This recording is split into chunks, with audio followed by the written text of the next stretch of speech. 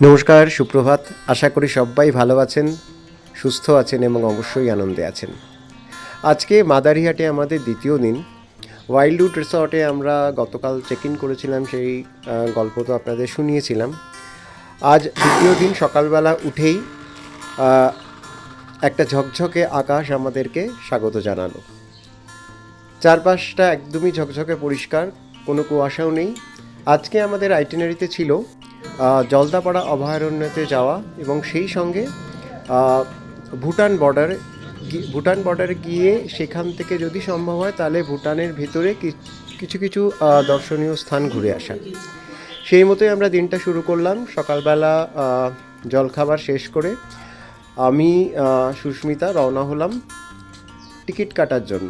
আমরা আগের দিন সন্ধ্যাবেলাও গেছিলাম, কিন্তু সেদিন আমরা টিকিট পাইনি। আমাদের ট্রিপটা শিডিউল হয়েছিল 1:30 থেকে, তো 1:30টার টিকিটটা শুনলাম 12:30, অর্থাৎ ট্যুর শুরু হওয়ার 1 ঘন্টা আগের থেকে দেওয়া হবে।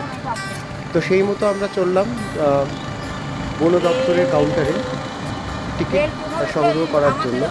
এখানকার টিকিটের মূল্য হচ্ছে জিপ প্রতি 1750 টাকা। একটা জিপে 6 জন ট্রাভেল করতে পারবেন।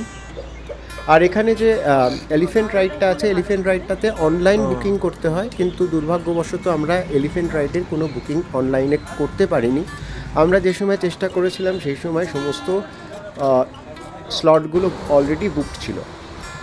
এখানে টিকিট কেটে আমরা আবার চললাম হোটেলের উদ্দেশ্যে, কারণ হোটেলে যেতে হবে এই কারণেই, কারণ আমরা লাঞ্চ তখনও কমপ্লিট করিনি। ওখানে গিয়ে চটপট একটা কুইক লাঞ্চ সেরে আমরা আবার চলে এসেছিলাম এই বন দপ্তরের কাউন্টারে, কারণ এখানে আমাদের রাইডে নিয়ে যাওয়ার জন্য আমাদের জিপ অপেক্ষা করছিল।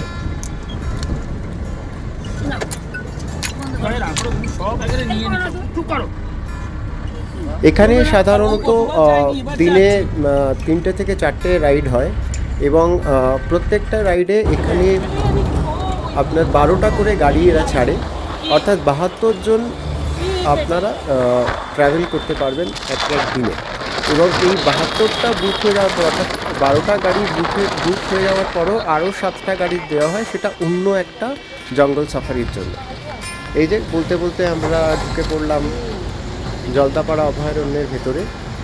এই অভয়ারণ্যটি কিন্তু বেশ বড় এবং এর চারপাশ থেকে এর প্রধান বৈশিষ্ট্য যেটা আমার চোখে পড়লো, এই চারপাশে প্রচুর গ্রাম রয়েছে এবং এই অভয়ারণ্যের ভিতরেও কতগুলো হোমস্টে রয়েছে। আমি যখনই কোনো জঙ্গলে যাই তখনই আমি কোনো প্রত্যাশা নিয়ে যাই না কোনো বন্য জন্তু আমি দেখব, কারণ বন্যেরা বনে সুন্দর এই কথাটা যেমন সত্যি, তেমনি এটাও সত্যি যে তাদের ইকোসিস্টেমে ব্যাঘাত ঘটানোর জন্য কিন্তু কোনো উদ্দেশ্যই আমাদের থাকা উচিত নয়। আমরা যারা বনে ঘুরতে যাই বা ঘোরা পছন্দ করি, যারা বন্য জীবজন্তু অর্থাৎ বনের যারা বাসিন্দা, তাদের ইকোসিস্টেমে কোনো ব্যাঘাত না ঘটানোই উচিত এবং সেই উদ্দেশ্য নিয়ে যাওয়া উচিত, জাস্ট একটা আরণ্যক অনুভূতিকে অনুভব করার জন্য। চললাম আমরা। আমাদের সঙ্গে ছিলেন বন দপ্তরের একজন গাইড, তিনি খুব সুন্দর করে আমাদের বোঝাচ্ছিলেন এই অভয়ারণ্যের বৈশিষ্ট্য। দেখুন, ঢুকতেই চোখে পড়লো একটি ময়ূর। আমাদের স্বাগত জানানোর জন্য সে একদম তৈরিই ছিল। এই অভয়ারণ্যের একটা বৈশিষ্ট্য হলো এখানে গাছগাছালির সংখ্যা কিন্তু খুব একটা নয়, অর্থাৎ খুব একটা গহন অরণ্য বলতে যেটা বোঝায় সেটা কিন্তু এই জলদাপাড়া অভয়ারণ্যে গেলে আপনি ঠিক ফিল করতে পারবেন না। তবে এখানকার অদ্ভুত প্রাকৃতিক সৌন্দর্য কিন্তু আপনার মনকে নিমেষে চাঙ্গা করে তুলবে। আমরা এগিয়ে চললাম। ভিতরে একটি সল্ট পিট আছে যেটা হলং বাংলোর কাছে। হলং বাংলো তো আপনারা অনেকেই জানেন যে এখন পুরোপুরি আগুনে পুড়ে সেটা নষ্ট হয়ে গেছে। সেটি আবার রিক্রিয়েট করার চেষ্টা করা হচ্ছে, কিন্তু এখনও তার কাজ সম্পূর্ণ হয়নি। আমরা চললাম ইতিউতি চোখ রেখে চারিপাশের বিশুদ্ধ বাতাস থেকে যতখানি পারি নিজেদের ফুসফুসে অক্সিজেনকে ভরে নিতে, কারণ এত পরিশুদ্ধ বাতাস বা এত পরিশুদ্ধ পরিবেশ আপনি কিন্তু কখনোই পাবেন না, বিশেষ করে আমরা যারা একটা ঘন জনবসতিপূর্ণ শহরে থাকি। গাড়ি ঘোড়ার শব্দ নেই, চারিদিকে শুধু পাখির কলতান এবং সেই সঙ্গে সঙ্গে সবুজের সমারোহ। যদিও এটা ফল সিজন, অর্থাৎ গাছের পাতা অধিকাংশই ঝরে পড়ছে, তবুও চারপাশে যতটুকু সবুজ অবশিষ্ট আছে ততটুকুই কিন্তু যথেষ্ট। আর এখানে একটা জিনিস আমার চোখে পড়লো যে জায়গায় জায়গায় এখানে ওয়াচ টাওয়ার রয়েছে, সেখানে রক্ষীরাও আছেন এবং তারা সবসময় কঠোর নজর রাখছেন। কিন্তু তা সত্ত্বেও শুনলাম যে এখানে প্রচুর চোরা শিকারীরা এখানে বন্যপ্রাণী এবং এখানকার গাছপালা প্রভূত ক্ষতি সাধন করে চলেছে। চারপাশে গভীর জঙ্গলের অপরূপ প্রাকৃতিক শোভা দেখতে দেখতে আমরা এগিয়ে চললাম। আর একটা কথা আপনাদের জানানো, সেটা হচ্ছে যে এই এক একটা ট্রিপ হয় 1.5 ঘন্টা, 1 ঘন্টা 15 মিনিট থেকে 1.5 ঘন্টার মতো। কিছুটা দূর এগোতেই দুটো বাচ্চা হাতিকে চোখে পড়লো, তবে আমাদের যিনি গাইড ছিলেন তিনি জানালেন যে এই দুটো কুনকি হাতি, অর্থাৎ বন দপ্তর থেকে হাতি দুটোকে প্রশিক্ষণ দিয়ে সেটিকে কাজে লাগানোর জন্য চেষ্টা করা হচ্ছে। আরও এগিয়ে চললাম। মাঝে অনেকগুলো খাল আছে, এগুলো সাধারণত হলং নদীরই বিভিন্ন শাখা প্রশাখা। আর এই দেখুন, কথা বলতে বলতে আমরা পৌঁছে গেছি হলং রিসর্টের সামনে। হলং বাংলো এখন আর নেই, তার জায়গায় বন দপ্তরের কিছু অফিস আছে এবং সেই সঙ্গে সঙ্গে একটি সল্ট পিট আছে। সল্ট পিট মানে যেখানে নুন দেওয়া থাকে এবং বিভিন্ন বন্য জীবজন্তু সেখানে নুনের স্বাদ নেওয়ার জন্য এসে জড়ো হয়। সাধারণত যে কোনো বনের মধ্যে যে কোনো জলাভূমির চারপাশেই এই সল্ট পিটগুলো তৈরি করা হয়, এখানেও তার ব্যতিক্রম নয়। এখানে হলং নদীরই একটি শাখা বয়ে চলেছে এবং তার পাশেই রয়েছে এই সল্ট পিট। দেখতে থাকুন। এখানে যারা এসে জড়ো হয়েছেন তাদের সবার এখন একটাই গন্তব্য, সেটা হচ্ছে সেই সল্ট পিটের ওখানে যাওয়া এবং যদি ভাগ্য সুপ্রসন্ন থাকে কিছু বন্য জীবজন্তুর যাতে দেখা পাওয়া যায়, সবাই সেই কথাই বলতে বলতে যাচ্ছিলেন। কিন্তু না, এখন যেহেতু রীতিমতো দুপুর আর সূর্য মোটামুটি মধ্যগগনে, সেই জন্য এই সময় জন্তু জানোয়ারের দেখা পাওয়া কিন্তু একটু দুষ্কর ব্যাপার, একটু চাপের ব্যাপার। এখানে প্রচুর প্রাচীন প্রাচীন গাছ আমরা দেখলাম, যেগুলো কবে যে জন্মেছে তার দিনক্ষণ ঠিক বিচার করা যাবে না বা প্রায় অসম্ভব। এখানে বন দপ্তরের কর্মীরা আমাদের বেশ সুন্দরভাবেই গাইড করলেন। আর একটা জিনিস, সেখানে এই জায়গাটা কিন্তু পুরো জঙ্গলটাই কিন্তু সম্পূর্ণভাবে প্লাস্টিক বর্জিত, অর্থাৎ সঙ্গে যদি কোনো প্লাস্টিকের জিনিসপত্র থাকে সেগুলিকে জঙ্গলের বাইরে রেখে আসাই ভালো। সামনেই দেখছেন ওই সল্ট পিটটি।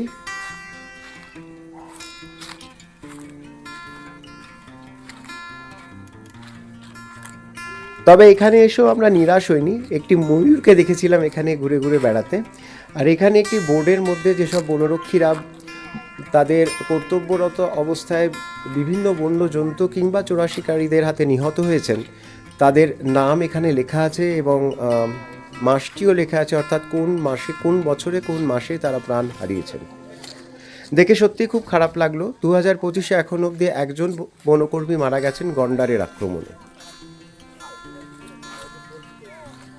আর এই হচ্ছে সামনে সল্ট পিট। সামনে দিয়ে বয়ে চলেছে হলং নদী। আর ওই দূরে দেখুন একটা সাদা মতো অংশ দেখা যাচ্ছে, সেটি হচ্ছে ওই নুন রাখা আছে এখানে, যাতে বন্য জন্তুরা এখানে জল খাওয়ার অছিলায় আসে এবং সেই নুনের স্বাদটি তারা নিতে পারেন। সাধারণত এগুলো পর্যটকদের কথা মাথায় রেখেই করা হয়। আমি আরও যেসব জঙ্গলে গেছি সেইখানেও এই একই ব্যবস্থা দেখেছি, কিন্তু সাধারণত খুব ভোরবেলা কিংবা রাতের দিকে না এলে কোনো বন্য জন্তুর দেখা আপনি পাবেন না। সবারই তো জীবনচক্রের একটা স্বাভাবিক নিয়ম আছে, বলুন, কেউ তো আর আপনার ইচ্ছে মতো চলাফেরা করবে না।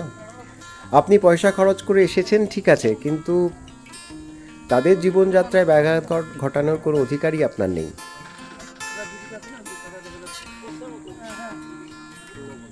যাই হোক, এই সল্ট পিটে কিছুক্ষণ সময় কাটানোর পরে আমরা আরও এগিয়ে চললাম, কারণ যিনি গাইড ছিলেন সেই দাদা জানালেন যে আমাদের এখনও আরও খানিকটা পথ অতিক্রম করতে হবে, অবশ্যই জঙ্গলের ভেতর দিয়ে। এখানে উপস্থিত সকলেই উৎসুক দৃষ্টিতে তাকিয়েছিলেন যদি কোনো বন্যজন্তুর দেখা পাওয়া যায়, কিন্তু না, কিছুরই দেখা পাওয়া গেল না। আসলে আমি শুরুতেই আপনাদের যে কথা বলেছিলাম, আপনি যখন বনে আসবেন তখন এই প্রত্যাশাটা মন থেকে ঝেড়ে ফেলাই ভালো যে আপনি জঙ্গলে গিয়ে প্রচুর জীবজন্তু দেখতে পাবেন। সেটা হয় না। জীবজন্তুরা জীবজন্তুদের মতন থাকে, তাদের নিরাপদ আশ্রয়ে। আর আপনি যাচ্ছেন আপনার মনোরঞ্জনের জন্য, সুতরাং ওই ধরনের কোনো প্রত্যাশাকে মনে নিয়ে যাবেন না। আমাদের সামনে আরও একটি জিপ দাঁড়িয়েছিল এবং এখানে একটি খুব সুন্দর দৃশ্য দেখলাম। দুজন মাহুত তাদের দুই পোষা হাতিকে স্নান করাচ্ছিলেন। আমি এই ধরনের দৃশ্য আগে কোনোদিনও দেখিনি। দেখুন কি সুন্দর যত্ন করে তারা স্নান করাচ্ছেন, আর হাতি দুটি আরামে একেবারে চোখ বুজে জলের মধ্যে শুয়ে আছে।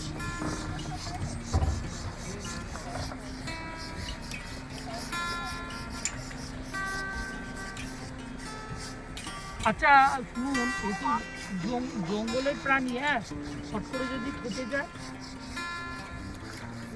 কুকুর একটা জিজ্ঞাসা ছিল, আচ্ছা এরা তো বন্য প্রাণী, এদেরকে স্নান করাচ্ছে, যদি এদের কোনো স্নান করতে গিয়ে ব্যথা ট্যাথা লাগে তাহলে তো ওরা খেপে যেতে পারে। কিন্তু যিনি গাইড দাদা ছিলেন তিনি জানালেন যে না, সে ধরনের কোনো সম্ভাবনা সাধারণত থাকে না, কারণ এই বন্য প্রাণীগুলির এদের মাহুতের খুবই অনুগত হয় এবং এই ধরনের কোনো দুর্ঘটনা ঘটার চান্স খুবই কম। যাই হোক, সেই মনোমুগ্ধকর দৃশ্যটাকে মনের মধ্যে গেঁথে নিয়েই আমরা এগিয়ে চললাম সামনের দিকে।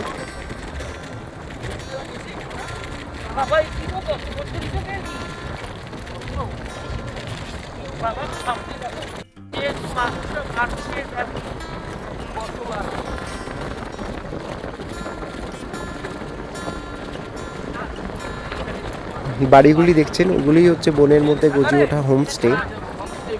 দেখে খুবই খারাপ লাগলো, কারণ এই যে হোমস্টেগুলি গড়ে উঠেছে এটা আমাদেরই সুবিধের জন্য, যাতে সবাই বনের মধ্যে গিয়ে সেখানকার প্রকৃতিকে উপভোগ করতে পারেন। কিন্তু এর জন্য বন্য প্রাণী এবং বনের যে স্বাভাবিক ইকোসিস্টেম সেটা যে কতখানি ব্যাহত হয়েছে সেটা আর বলার অপেক্ষা রাখে না, এবং সর্বোপরি কত যে গাছ কেটে নষ্ট করা হয়েছে। যাই হোক, বন্ধুর পথ ধরে আমরা এগিয়ে চললাম আরও সামনের দিকে।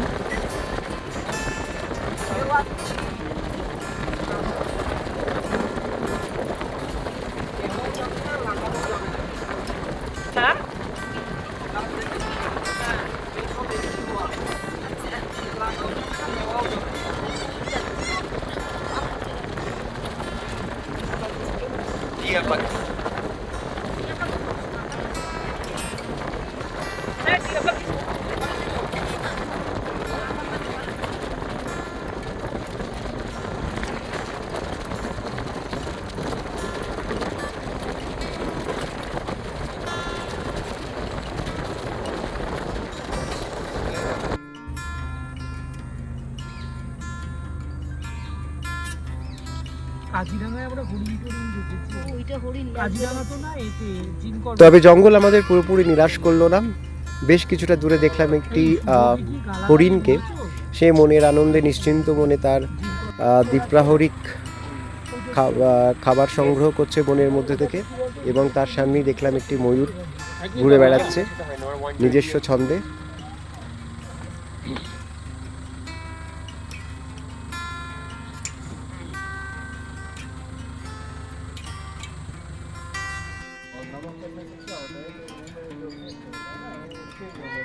দূরে চোখে পড়লো একজন মাহুতকে, যিনি দৈনন্দিন কাজকর্ম সেরে ঘরে ফিরে চলেছেন তার পোষ্য হাতিটির পিঠে চেপে। এখানেও একটা ওয়াচ টাওয়ার আছে, তবে এই ওয়াচ টাওয়ারটি অর্ধেকটা খোলা অর্ধেকটা বন্ধ, অর্থাৎ ওপরের দিকে ওঠা যাচ্ছে না। কারণ হিসেবে বলা হলো যে ওপরে কিছু বন দপ্তরেরই কিছু জিনিসপত্র রাখা রয়েছে, যে কারণে ওপরের অংশটি তালা দেওয়া।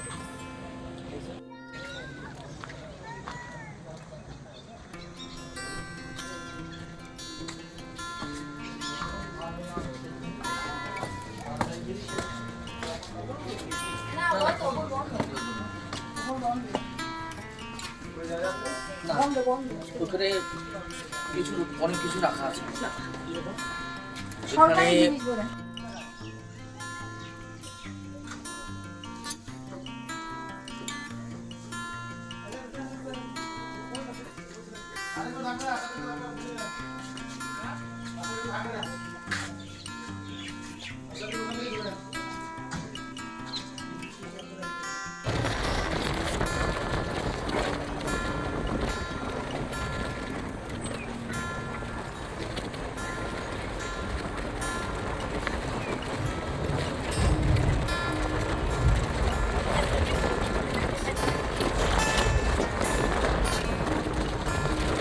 জন্তু দেখতে পান বা নাই পান, খানিকক্ষণ প্রকৃতির বুকে এই ধরনের একটি শহর কিন্তু আমাদের দৈনন্দিন জীবনের সমস্ত ক্লেদকে এক নিমিষে মুছিয়ে দেয়।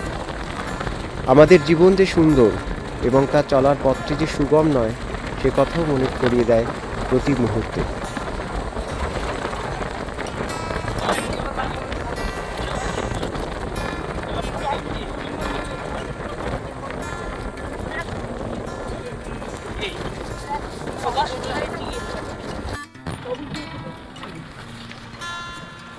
আগেই যে বলছিলাম যে এখানে বিভিন্ন জায়গায় বিভিন্ন ওয়াচ টাওয়ারগুলো রয়েছে, এই হচ্ছে আরেকটি ওয়াচ টাওয়ার। এখানেও একজন বনরক্ষীকে দেখলাম, তিনি পাহারা দিচ্ছেন। দেখতে দেখতে আমাদের সফর মোটামুটি শেষ হয়ে এলো। সব ফ্যামিলি নিয়ে থাকে। এখানেও একটা বন দপ্তরের কিছু কর্মীদের বাসস্থান, এবং এখানেও একটি কুন্তি হাতিকে দেখলাম, সে মনির আনন্দে গলাঘাট চিবিয়ে চলেছে। আপনারা এখানে হেঁটে ঘোরেন? মানে কারুরই অ্যালাউ নেই? না, তুমি জিম করবেটে কিন্তু মাঝে মাঝে দেখে।